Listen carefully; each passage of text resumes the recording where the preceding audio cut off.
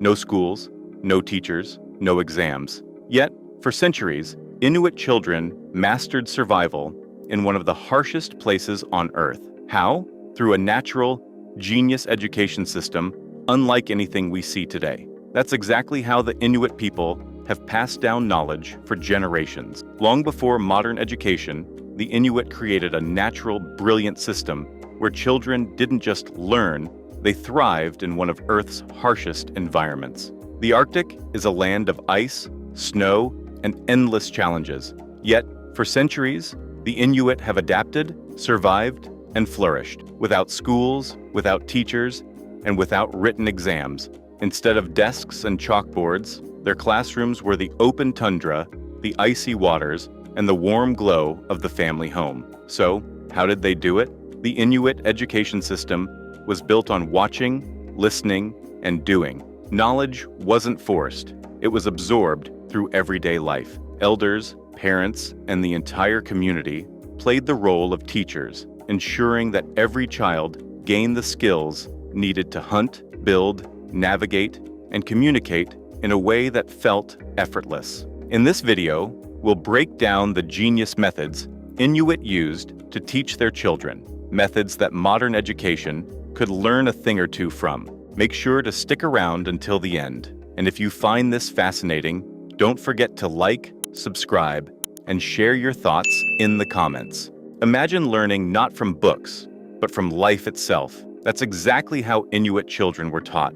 There were no classrooms, no lectures, just real-world experience from the moment they could walk. From a young age, Inuit kids watched their parents, grandparents, and elders closely. Every action was a lesson. They observed how their fathers hunted seals, how their mothers sewed warm clothing from animal skins, and how their elders read the ice and sky to predict the weather. There was no need for step-by-step instructions. Children learned by seeing, then doing. This system wasn't just practical, it was genius. When kids learn naturally, they remember better.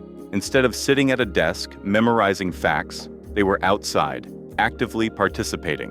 If a boy wanted to become a skilled hunter, he would follow experienced hunters, watch their techniques, and eventually try them himself. If a girl needed to learn how to make clothing, she would sit beside her mother, feeling the fabric, copying the stitches, and learning through trial and error. Mistakes weren't punished. They were a normal part of learning. If a child held a harpoon the wrong way or tied a knot incorrectly, an elder would gently guide them. No shame, no pressure, just learning at their own pace. And this method wasn't just about survival skills. Children also learned respect, patience, and responsibility. Watching their elders taught them how to behave, how to listen, and how to be part of a community. Every action had meaning, and every lesson was connected to real life. This kind of hands-on learning made Inuit children incredibly skilled by the time they reached adulthood. By their teenage years, they weren't just prepared for life, they had already been living it. This was just the beginning of the Inuits' brilliant education system, but there was another powerful tool they used: storytelling. And it wasn't just for entertainment. Let's dive into it. In the Arctic, where survival depended on knowledge, the Inuit found a way to teach without forcing lessons. They made learning impossible to forget. Their secret? Stories. These weren't just bedtime tales. Inuit stories were designed to teach. They were full of adventure, danger, and mystery.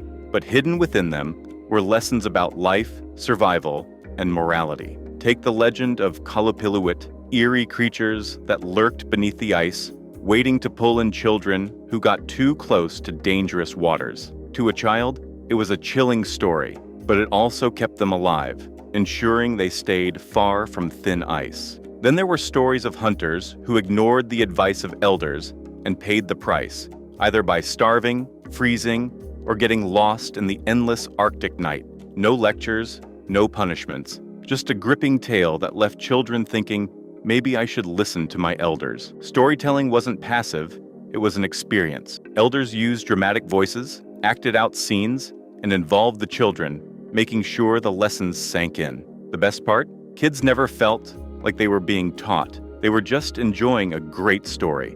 But these tales weren't just about survival.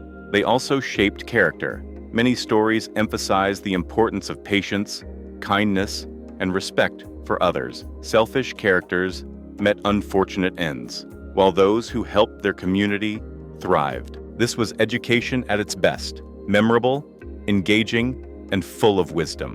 While modern schools rely on textbooks and tests, the Inuit perfected a system where kids learned naturally without ever realizing they were being taught. Speaking of learning, what's the most unforgettable lesson you learned as a child? Was it from a parent, a grandparent, or maybe a story that stuck with you forever? Drop it in the comments while we explore the next incredible teaching method the Inuit used. And storytelling was just one piece of their genius education system. The next, hands-on skill training through apprenticeship, where kids didn't just hear about survival, they lived it. In the Arctic, knowing how to survive wasn't optional. It was life or death. That's why Inuit children didn't just hear about skills, they learned them firsthand through apprenticeship. From the moment they could walk, children were included in daily survival tasks. A young boy didn't wait until adulthood to learn how to hunt. He was out on the ice with his father, watching every move, copying every technique. A young girl didn't just hear about how to sew waterproof clothing. She sat beside her mother, learning how to stitch fur and gut into the perfect Arctic gear. There were no official lessons, no first day of class. Kids picked up skills by doing them alongside the experts, their parents, grandparents, and elders. A boy learning to hunt seals didn't just get a harpoon and hope for the best. First, he practiced throwing spears at targets. Then, he learned how to track seals, how to read cracks in the ice, how to stay silent. Only after proving he understood the basics did he get to join a real hunt. For girls, sewing wasn't just about making clothes, it was about survival. The Arctic cold could kill if clothing wasn't stitched perfectly. Mothers and grandmothers showed young girls how to work with caribou fur, which provided insulation, and how to use sinew thread that wouldn't freeze. One bad stitch could mean frostbite or worse. But what made this system truly brilliant was the freedom to learn at an individual pace. There was no rush, no pressure to pass a test. If a child struggled with a skill, an elder would gently guide them until they got it right. By the time they reached their teenage years, Inuit children weren't just preparing for life, they were already capable adults, fully skilled in hunting, fishing, crafting, and survival. And it wasn't all serious. Learning was often turned into play. That's where traditional Inuit games came in, designed to sharpen the body and mind. Let's take a look. For the Inuit, learning wasn't just about survival, it was also fun. Instead of dull drills or forced lessons, children played games that secretly trained them for real-life challenges. These games weren't just for entertainment.